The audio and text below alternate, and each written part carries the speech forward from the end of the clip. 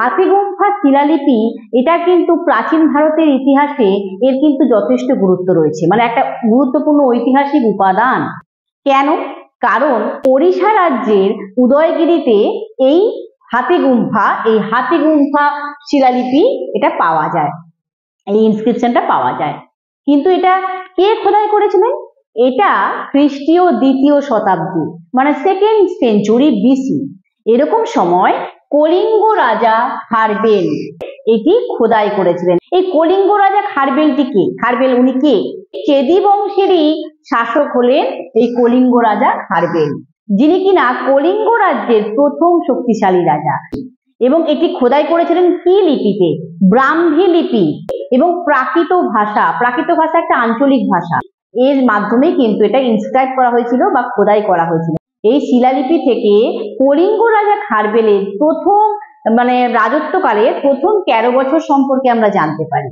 আর কি জানতে পারি?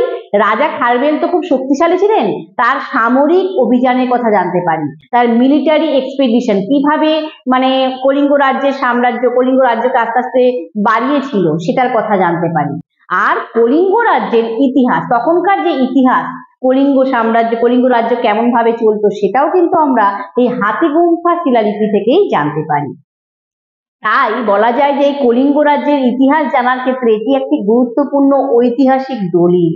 আরেকটা বিষয় এই শিলালিপিটির গুরুত্ব আছে, সেটা হচ্ছে এই শিলালিপিটি ভারতবর্ষে যত শিলালিপি প্রাচীনকালে হয়েছে, মানে খোদাই করা হয়েছে প্রাচীনকালে এনসিয়েন্ট টাইমে, তার মধ্যে অন্যতম একটা শিলালিপি, সেটার মধ্যে কিন্তু ভারতবর্ষের কথা উল্লেখ আছে, ইন্ডিয়ার কথা মেনশন করা আছে।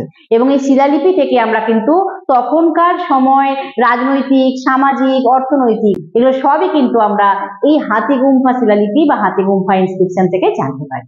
এই কারণেই এটিকে বলা হচ্ছে প্রাচীন ভারতের ইতিহাসে একটি গুরুত্বপূর্ণ ঐতিহাসিক উপাদান। তাই এর গুরুত্ব কিন্তু যথেষ্ট।